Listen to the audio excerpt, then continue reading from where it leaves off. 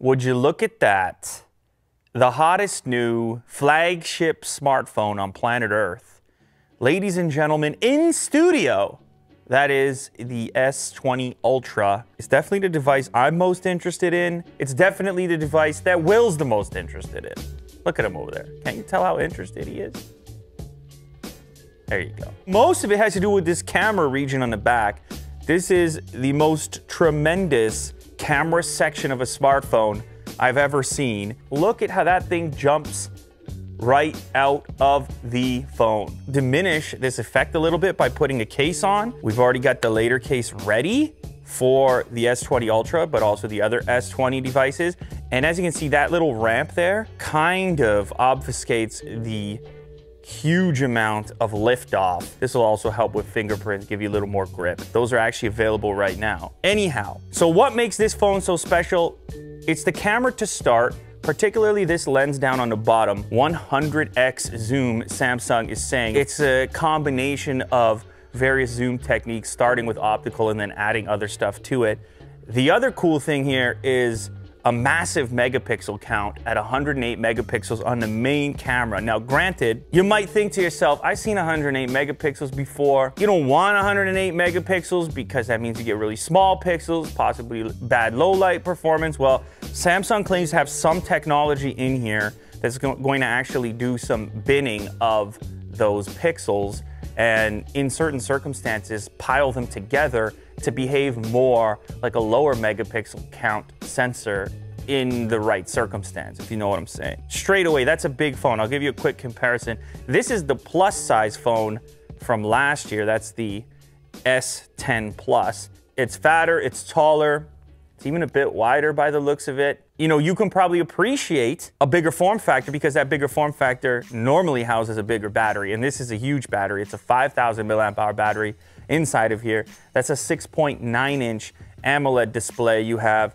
the baked-in ultrasonic fingerprint scanner, and as you can see, that's a tiny little front-facing camera cutout. So less distracting than some of the other implementations that are out there for front-facing cameras. They got a little bit less aggressive around the edges with the curvature. So hopefully what that means by having a slightly flatter screen is that you're gonna have fewer of those accidental presses on the display. This thing, it's got the Snapdragon 865, it's got 5G built into it. It's got up to 16 gigs of RAM. Will, did you hear that? 16 gigs of RAM on a phone, on a smartphone? What are you doing on your smartphone, Will? Will doesn't know what he's doing on his smartphone. This is a 120 hertz display, at least in 1080p. And what that gives you is a phone that feels significantly faster than a phone that has a lower refresh rate. Is it actually faster? It doesn't really matter. The fact is, if it feels snappier to you, then it is. And you can see that this tiny little front-facing camera, it's not bugging you at all, barely. I mean, there's some dance moves for you. 5 of what are already incredibly loud Bluetooth speakers on their own. The loudest Bluetooth speaker. Okay, it's a loud, it's definitely a loud speaker, but maybe given the form factor of the device, maybe I was expecting it to be a little bit louder. This thing's gonna start at $13.99, and I think the majority of interest is going to exist because of the improved camera setup. People are gonna compare this to all the other flagships. People are gonna compare this to the iPhones of the world, and even to the previous generation, to the S10, because the S10 is gonna drop in price now, and it's gonna become a lot more attractive. Let's do some tests over here. Let's go see Willie Do. As you can see here, we got Willie Do framed up, and there's the 3 options right within the main app. You have the 0.5x ultra wide. I'm a big fan of this. This is cool. Bang, you take that. This is your standard 1x lens. Bang, you take that. There's your 5x, my goodness, zoom. Will is not a fan of that, and he was getting full out beauty mode there. Right out the gate. Straight out the app, right out the gate. Softened you right up, man. Took care of you. That's your standard, that's a nice looking camera. And that's your wide, of course, architecture, travel, nature, get more in the frame. Big group shot, I'm a big fan of the wide. You're not really stuck in the stock mode here.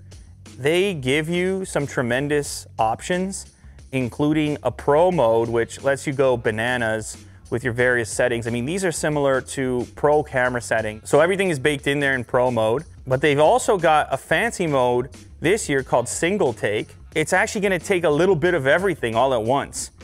And then you can choose after the fact, whatever you think was the coolest thing captured. Bang, there it is. Capturing meaningful moments. Keep moving, Will. Trying new angles. Panning around. Capturing more. We have the animated Willy Do. We have their suggestion, which was this one moment where he's looking real tough. He's a UFC fighter, and the camera pans to him when he's sitting in the crowd, and they got to do something. They're like, so you can never criticize or blame Samsung for not throwing options and features into their thing. In the video mode, they went straight bananas because they added up to 8K video recording, 7680 by 4320 on your phone. I hear your concerns. Where are you gonna even watch 8K? What are you gonna do with 8K? Unless you're Kirk, Captain Cinema over there.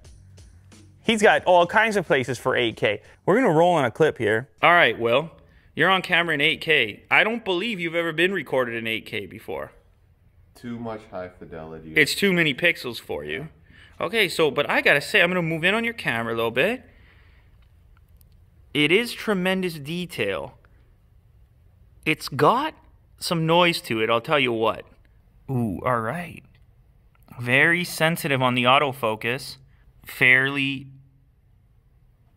tremendous image when it grabs it. Of course, we got Jack. What's happening? And we got Kirk as well. You deserve to be in 8K since you started it all. Cinematic. There you go. You can also edit 8K straight on here. There was an argument that Samsung made. They said you could pull a frame from it, a super high res video still, and now you can shoot video instead and have all this resolution to work with when you grab a frame out. I don't know if regular people are gonna use this that way. They gotta be at the top of that spec sheet. If they want $1,400 from you, they have to think about bringing features that you might not be using right now, like 5G, for example, like 16 gigs of RAM, like 512 gigs of storage, which also happens to be expandable on this particular device. There's no headphone jack. Not that I expected to see one. I mean, other phones still have it if you absolutely need to have a headphone jack. All right, this phone is getting kind of disgusting. I don't know if Jack can see it or not. We'll give you a shot. I mean, these things pick up fingerprints, but I don't want to lose the actual form factor of the device either. That's why this is the thing.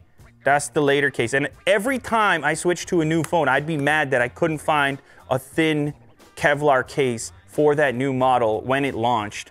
It was an annoyance to myself, so that's why we developed this one. And as you can tell straight away, that's a better look. You don't want to see your fingerprints, man. We almost forgot to do the zoom test, Will, the 100x. Did you know the world was waiting for this? Now look at this top section right here, Jack, how it shows you where you're aiming, because it gets really hard to figure out what we're looking at. We have the Brixton logo filling the frame right now. It's trying to scan it. It knows it's a document at that range. You're probably gonna be pretty much done with the zoom around 10x. Maybe in some really nice lighting, you'd go beyond that, but there's your 10x shot. Yeah, it's usable around there. But once you get into the fancy stuff, well beyond the optical, it's obvious the thing starts to break up. Outdoors in daylight, you might get some more play. You get a faster shutter and all the rest of it. It's so hard in 2020 to differentiate yourself as a smartphone maker, especially if you want to charge the absolute premium for your phone. So we are at a point where you have to pack features that people might not even necessarily need to use right now or want to use. They may use it once and get some sort of a rush out of the fact that they could zoom halfway across the street. They might not open it again, but they know they have it, and that is worth something. It's a question for the individual how much that's actually worth. And that's why Samsung puts out other versions of the phone that are cheaper, the S20 and S20 Plus. Let's go look at those now.